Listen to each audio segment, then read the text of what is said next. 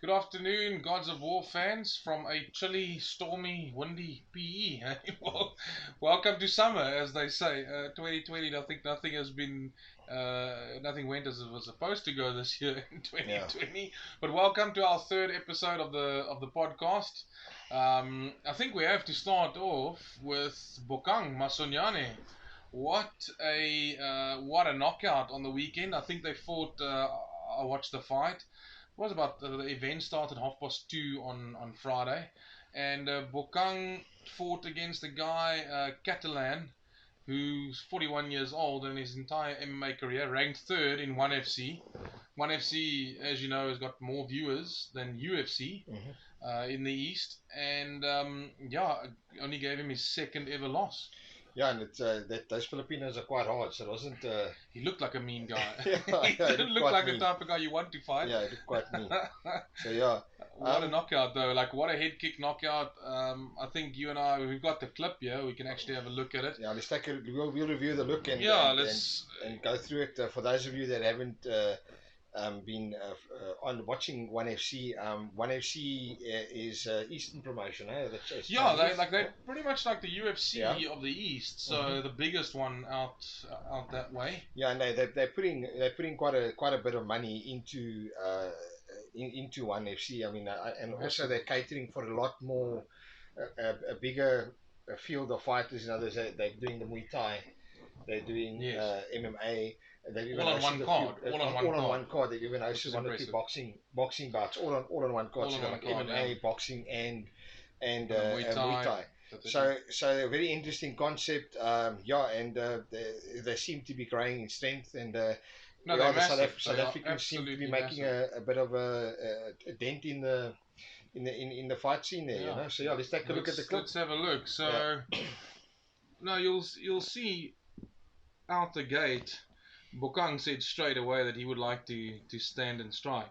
Although he's got a strong wrestling base, eh? No, he's a massive He's, wrestling yeah. base that he's got. Yeah, they start now, and you'll see immediately Bokang said he's been working on his striking. So he wanted to stand and trade with Catalan. The commentators were cautioning him against it. Yeah. But yeah, some devastating leg kick there in the out there. And Yes. also that right hook I was watched. That's what I picked up immediately was that right hook. But you can see, yeah, that Bokang, Yeah, there he misses the on first the time. exit, he Yes, tries the misses. left high kick, Yeah. doesn't work, and But then now, obviously something they've been working on in the fight camp, because if you notice his right hand is hanging a bit low, trying to do the yes, power shot. And they yes. obviously picked it up And in, here's in the the camp. clinch, Here's there's the the clinch, and here comes the exit, kick. bang, there we go. Game over. And the Game over. one thing that lit the world up by BK, yeah, he goes with all Mm. his fancy jumps. He's Mhm. extremely explosive. But one thing that the sporting community has come out on social media quite vocal and in favor of Bokang is that Oak was out cold. Yes.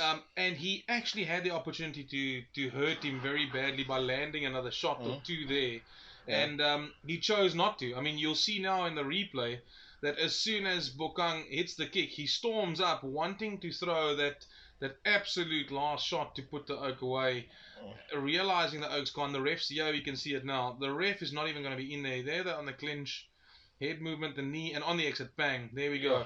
Look where the ref is Yeah. coming in, and So Bokang already has it on good it. sportsmanship. Great Good sportsmanship that Yeah. he's got there. There Take comes a the look at the knee, game. That knee also buckled him a bit. There and we then go. Thank you. Good night, sir. bang. Game That's it. over. And there you Wow. can see Very, the, very impressive. Very impressive. super impressive stuff there from the little giant Yeah. BK Masonyane. So yeah, he'll be one to watch, and I'm sure I mean that time we had that podcast with Fairley, and Fairley saying that one department that South Africans might sharpen up on is their wrestling skills, and I mean this guy's a former wrestler. No, absolutely. So I mean I think it was Billy. Billy told us about 4 years ago. Yeah. Yeah, and Billy, the other guy that started Gods of War with us, got a strong wrestling base, a strong Yeah. How many times Springbok Leicester All Africa yeah, game? All African game champion. He told us 4 years ago to keep our eye on this guy because he made a switch from Wrestling to MMA. We And- saw Billy actually sent us some of the clips of the amateur footage that BK was throwing people around the cage Yeah, and yeah. through how many plays in a row. So very, very impressive amateur. I think he went 9-0. I stand to be corrected in the amateur scene. Mhm. And now he's officially 8-0 And they reckon that fight catapulted him into the top 5 of one championship, Yes, which yes. is So massive. be interesting to see where he goes next. Yeah. The other thing, TC, I explained it to you or showed it to you earlier, and very good for the Gods of War fans and all MMA fans in general. A lot of times, you and I get asked by people who watch the podcast or friends that see us, quite active on Facebook. Hey, but where did you guys see that fight? How could you post that knockout? How did you know? One FC actually allows for free streaming. You saw it on the site. Yes, free streaming. It's on bravetv.com. No, No, sorry, it's Brave. Sorry, Yeah. Let's sorry. edit that out. No, that's all right. I'll leave it in. I do make mistakes. I'm human after all, Sorry, that's One FC. One Yeah, FC. it's on YouTube. It's on YouTube. They've got their own channel. They stream all their fights to the channel, and there's also a whole lot of highlight reels on there. And completely free of charge. Completely free of charge. Free of So yeah, guys, charge. take a look. Go click on subscribe. If while you're there, subscribe on our Gods of War channel. Yeah. Share with your friends. But yeah, One FC is making a huge impact. Like you say, they got their viewership is a lot higher than the UFC from the east. Yeah. And so it's a nice base. They built a nice base and a nice a concept and idea. I mean, the UFC bought everyone out years ago, Pride and all those guys. They just bought them up and shut them down. And One FC, it looks like they've come back with a strong, strong footprint. But speaking of comebacks, how about Tyson and Jones? I had a good laugh. I had a mate sent me after the fight. I didn't watch that one live. The interview of Tyson and Roy Jones afterwards, and what a legend! Two legends of the game. You know that Roy Jones only stopped boxing 3 years ago at age 48. He boxed professionally up until 48. 3 years in retirement, got called back. And Tyson hasn't fought for 16 years, I think he said. Yeah, it is. He hasn't been in the ring for 16 years, somewhere around there. Look, obviously he's not his former self. I mean, obviously, and like we had the chat earlier about how you want to take it cool. How other guys have aged and they're not the same, and a lot of people came out and said, yeah, the guys shouldn't do it. I'm also against guys competing at a certain age. I also don't agree with it. But this was not that. This was not. I'm against guys coming back and fighting the youngsters. I don't always agree with that. But this was for charity, and this was to prove something to himself. Exactly. Mike Tyson would prove something to himself.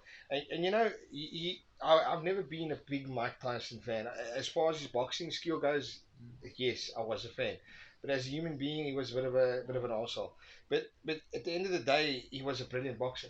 He was phenomenal, And at the age of 19, he became a world champion, So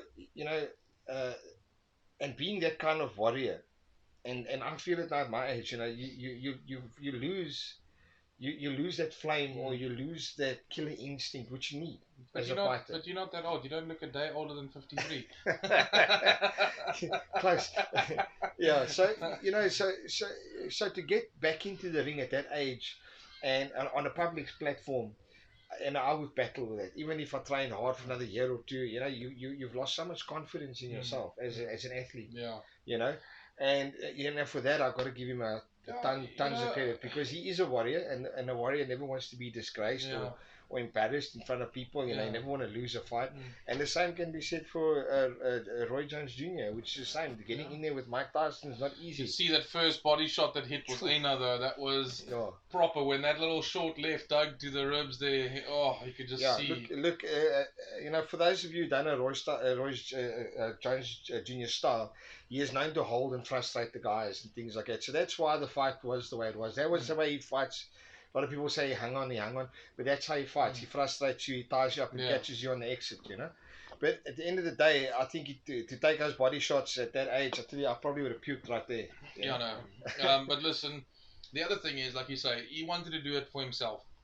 Tyson doesn't need the money. He's got various business interests. He plays in movies. He's got a significant net worth. You go look at, we can check it out now. I'll quickly Google Mike Tyson net worth. Money was not the issue. I don't think money. Any guy that gets into any fighting art, or getting into the fight game, as in MMA or boxing or full contact, none of them are in it for the money. the guys that have been in for the money have never really I mean, got far. they're saying that Tyson is estimated to have accrued millions of dollars throughout his boxing career. He would go on to lose obviously quite a bit of that. Forbes claims that his total career earnings was $685 million. Sure. However, as of 2020, they reckon it's about $3 million. Now, I mean, you and I can sit here and say if we had 45 million rand in the bank, each, we won't live a shabby life, No, no. So money was definitely not the motivating factor here. And somebody actually posted it on social media. I actually think it was David Matthews, one of our Gods of War officials. I stand to be corrected. I think he shared it where it said he did it for himself, not for the money. And 3 years ago, he was extremely overweight, depressed, unhappy with his life, and like you say, he wanted a reason to get up in the morning. 100%. Yeah. So, and to shed all that weight and to look like he did at age 53, 54, phenomenal. Yeah, I mean, look how good I look at my age. You know what I mean? No comment. No comment. Yeah, no, look, I can tell you, I've been training since the age of 7, 8, 9 years old into the martial arts, and let me tell you, saying it takes a toll on your body, and no one likes to admit it. I don't like to admit it, but I mean, even at my age now, when if I hit a bag for a long time, these little joints here start irritating, start getting inflamed, but like the next day they don't feel so lucky. But I mean, at age 54, after some taking some hidings, because he took some hidings. I mean, Lennox Lewis, tore him apart. But and Evander Holyfield, but he's ill. They're gonna have a rematch, by the way. There's talks that Holyfield and Tyson might do their third fight, and excuse me, so they might do their third fight. Yeah, also for charity purposes, but also for charity purposes. I know Mike Tyson and his mental state is, and I know Evander Holyfield. They're both warriors. No, they're not. It's the same. I can tell you, when Tyson threw those punches, his intention was to hurt and inflict as much pain as possible. That's exactly how they do it. And that is it. And that's the sport that they're in, is to inflict pain. But on the boxing, before we move back to MMA, you want to give a little shout out to a local boy? Guys, there's a local guy fighting in Cape Town, a boxer, Darren Rousseau. He's only 20 years old. He's won one pro fight at Empress Palace in Joburg. He won with a TKO in the 4th round. We've been following him for a while, and we've been always involved with him in the gyms and things like that. He's fighting this weekend in Cape Town. You can go and look at it on SEI Sport. Yeah, SEI Sports, Sports Entertainment International. Yeah, so it's SIE Sport .tv. That's it. SEI Sport.tv. You can check it out there, stream the event, and all the best to a local boy from PE in his second pro boxing fight. May the Gods of War be on your side. Be on your side, my brother, and all the luck, and bring back the W. Exactly. So like I said, Darren's also, we've always been mixed, always crossing paths with his dad, Lyndon. He's been at the various gyms. He's trained at one or two of the gyms that I've been involved with. Big supporters of Gods of War. Big supporter of Gods of War. Was at our last event. And I know Lyndon's also maybe looking at doing some promotions in the future and bringing some big fights to PE, which we'd love to see, because the boxing scene seems to be a bit. Once COVID allows us to have events again, we're also chomping at the bit to get going. Yeah, but you know what? We chatted earlier about Bokang and how he has made inroads in the East now and fought in Singapore on Friday with 1FC. We actually have quite a few mixed martial artists from South Africa abroad at the moment. I mean, you look at, just off the top of my head, we know that Lutando Biko from PE, Shorty, fought at Pancras. Interestingly, so did Bokang Masonyane. Bokang Masonyane, I think, had 2 or 3 fights in Pancras, and Pancras is the feeding sort of promotion to 1FC. So, very similar tracks. Very few people know this, but Shorty from PE had his debut against Bokang. And up until his unification bout where he lost to JP Bay, Shorty only had 1 loss, and that was against Bokang on debut. So very similar styles. And I mean, you can see the path to success. The one is not far behind the other. So Shorty is fighting in Japan in Pancras. We mentioned Bokang in 1FC. One promotion that we also have, we read it last week, Mark Hume signed with ACA in Russia. He's fighting now in the next week or two, I think it is in Russia. We know of Dricus, Duplessis, Don Madge, champion Dalcha Languembula in the UFC. And then in Brave, we sort of tend to overlook, by our own admission a little Yeah. bit, you and me, Yeah, yeah. we said it to each other earlier, we tend to sort of skim over Brave. Now, we've got quite a few guys that has fought there in the past, but Mzwandile Flongwa, who many of our fans might remember for the Hellbow, the knockout that he Yes, threw in the EFC, that elbow, that spinning elbow, elbow. where he knocked out Contended for knockout of the year. I think that did win knockout of win the it? year at the Okay. EFC. I stand to be corrected. He's nominated for Fight of the Year already in Brave. Yes, yeah. With his last fight. We've got Ngozi and Ndebele, who's at Brave as well, and they've got quite a few names that Brave is attracting. And yeah, for those that would like to watch a bit of Brave when they pop up, you might need to pay for it. You need to load your credit card details, but at bravetv.com is their sort of channel that they do it, much like SEI Sport that we spoke about earlier with the boxing. Bravetv.com, I think you have to pay to stream, but the opportunity is there for it. So our local boys are making inroads worldwide. Definitely, We know what we're doing. Yeah, I mean, there's a lot of P boys. I mean, we've been watching that Sekou Bongani for a while. Yeah. Strong wrestling base. Everyone we put in front of him, he's basically demolished. And unfortunately, with the times in P, especially now with the COVID, we are struggling to get the gyms to get back open again and fully function. I mean, it is a mission at the moment, and unfortunately, nothing's going to change until someone can understand what the hell's going on in the world. I mean, no one knows. So I mean, COVID is an absolute nightmare. So we're also just sitting on the back burner, doing podcasts, keeping the things up, giving away Harley Davidsons, anything that we can to stay relevant in today's times. So we unfortunately are bound by IMF, and we are unfortunately bound by the rules of the local government, but not just unfortunately. I mean, it's unfortunate. I mean, COVID is unfortunate. I'm not saying that I can say in a negative light. We are governed by these rules, and we have to adhere. And we mentioned on the last podcast, the last thing we would want was to be a super spreader event. No, absolutely. Because that's what they're calling it now. When you're having an event and something happens at the event and it spreads the disease. Did you see the Plate Rage or the Belito Rage? No, just saw a brief. Yeah, they said 4 staff members and 1 GP in Belito, so 40 positive cases in 24 hours. So they're saying that everybody that was at Belito Rage must go isolate and test themselves if they start to develop symptoms. That's the risk of super spreader events. If you put a couple hundred people in a confined space, you're looking for trouble. Yeah. So and also now we can only our curfew has been changed till 10 o'clock at night. So all events like a restaurant, you're done by 9, lights off, gaan huis toe. Yeah. So it's a huge stumbling block, and we understand the fighters feel like they need to get into the cage or into a ring to express their art, to express themselves. But unfortunately, it is what it is. And we're bound by these things. But you know what? From that point of view, Gods of War, we're not going anywhere. We've got our Harley Davidson lucky draw. Everybody knows 200 rand a ticket. We're selling 5,000. They've been ticking over.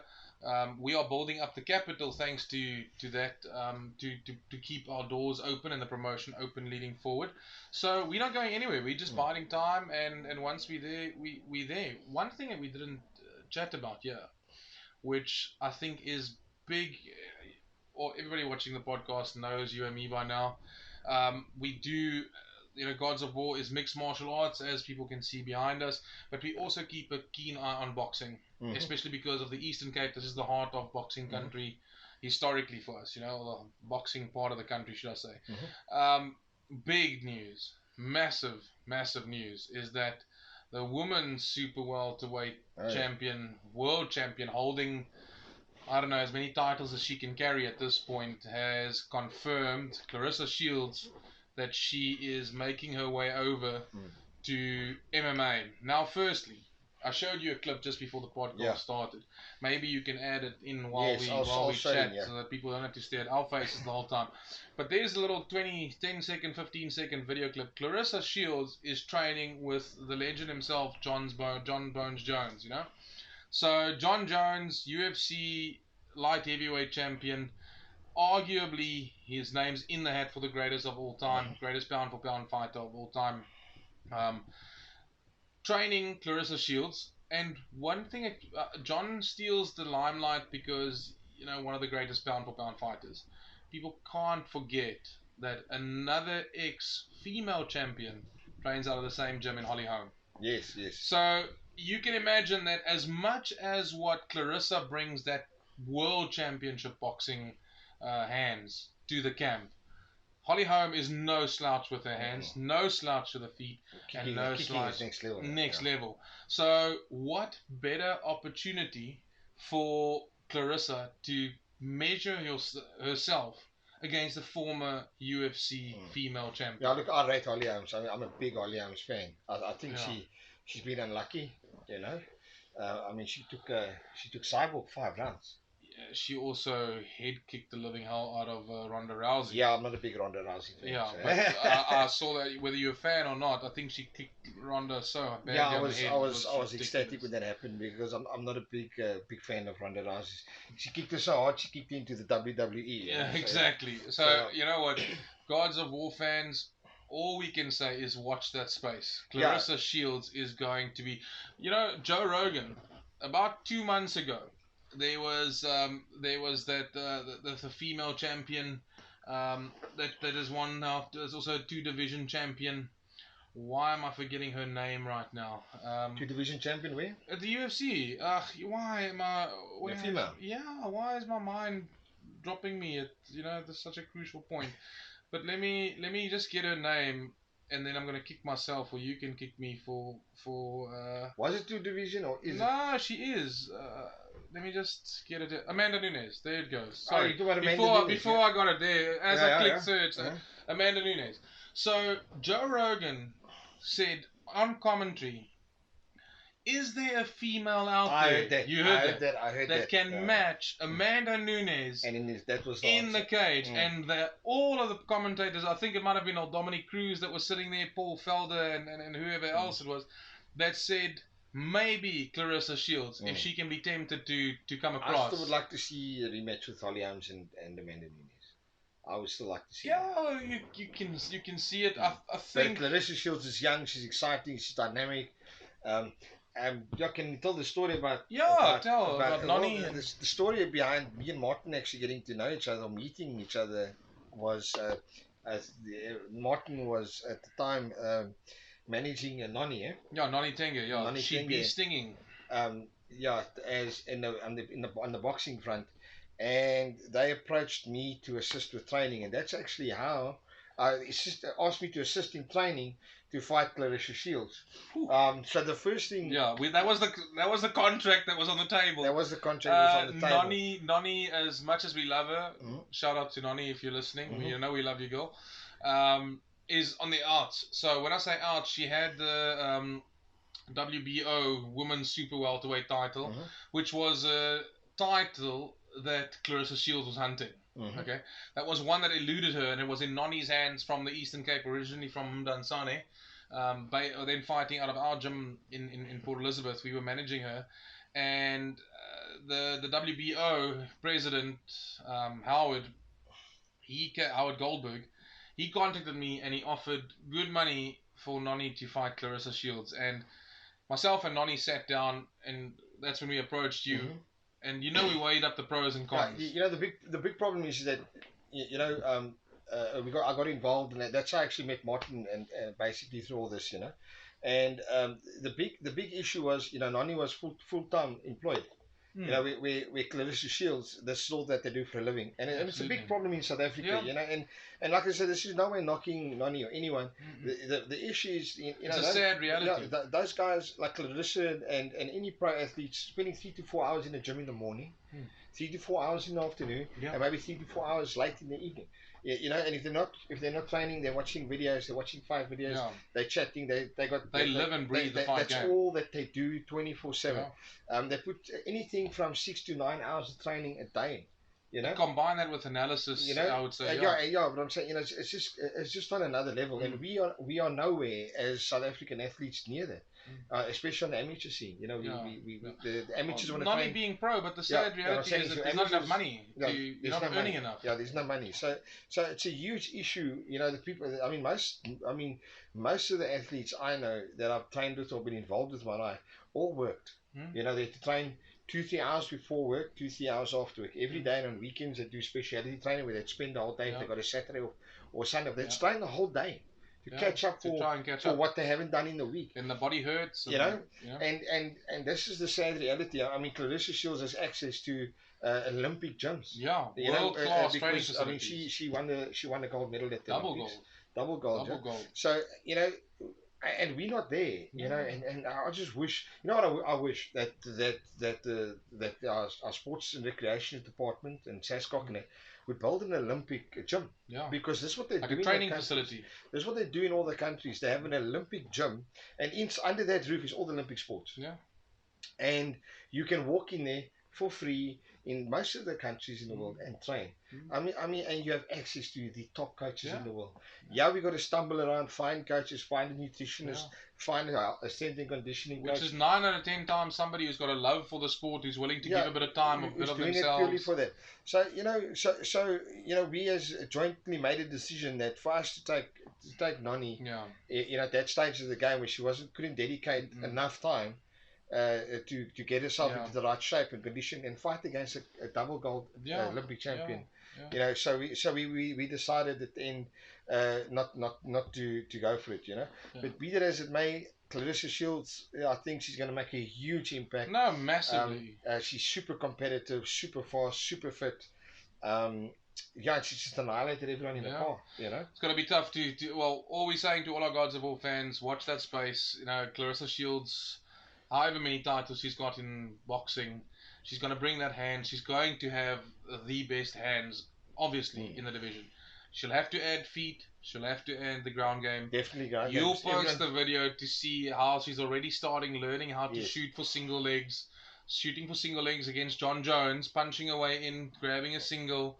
Training partners like Amanda Nunes, not Amanda Nunes, sorry, Holly Holm. Yeah. I think it's going to be, I wouldn't want to be an opponent for a first fight. Yeah, I think I'll take a first fight as opposed to her settling in for second or third, you know. Yeah, I was just going to come out to prove a point. Yeah. You know? I mean, she's super competitive. I mean, she's a beast. I saw that. I mean, look, I watched quite a bit of her clips when we were looking at taking on and all that back in the day. Man, her hands are lethal. She is super lethal, and she's been dabbling with MMA for a good couple of years because I saw her spar with Cyborg as well. She was doing a bit of MMA sparring with Cyborg many years ago, 4 years ago. Yes, that's right. You're right. I saw her doing a little bit of sparring there, and again, you know, like it's actually sad that I want to get into this topic. It's actually sad in PE. I don't know if it's like this in the rest of South Africa, but you know, the once you reach that level, or you become a pro athlete, you know, you start struggling to find sparring partners. You start struggling to find proper gyms because there is nothing available. You know, and it is so sad, you know, because the MMA especially, we see it in the boxing as well. I mean, I know guys in boxing, Wayne Village and his son Tuvier. They travel to every single gym in PE, knock on the door and say, please can we spar?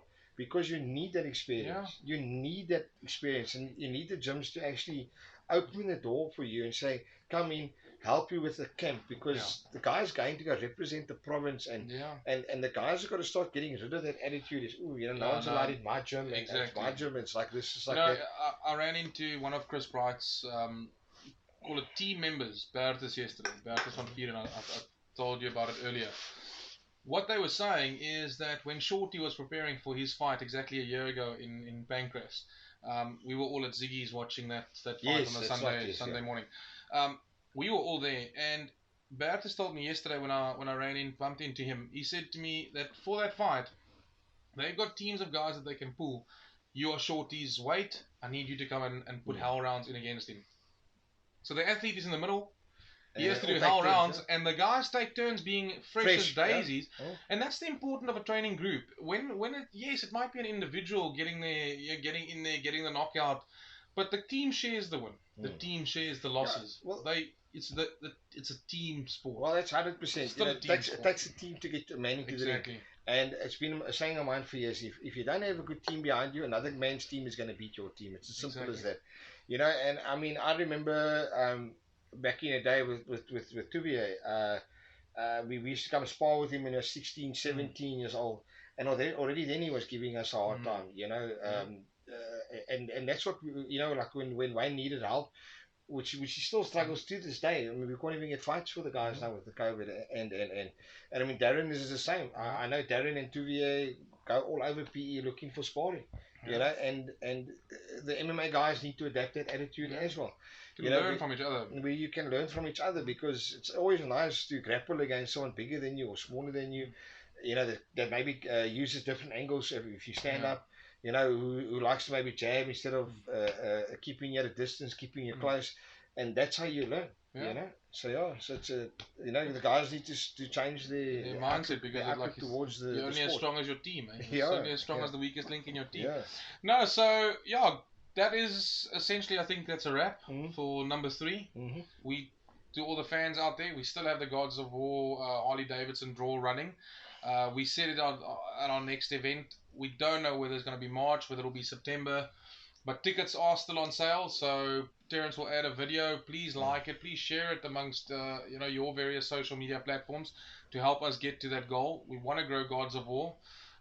We want to try and see if we can't break into the pro scene ourselves in the future and bring pro fighters down. The same way you and I were speaking about our local boys going abroad, we can maybe speak about the Oaks from abroad making their way to PE. So that's the big ambitious dreams that we've got, but we have to, you know, start by taking one bite at a time. Yeah, let's get rid of COVID first. Yeah, that's a big one. But no, we appreciate the support and you giving us, you know, some of your time. And we'll catch you very soon for podcast number 4. Darren? Sure. Good luck out there today. Cheers.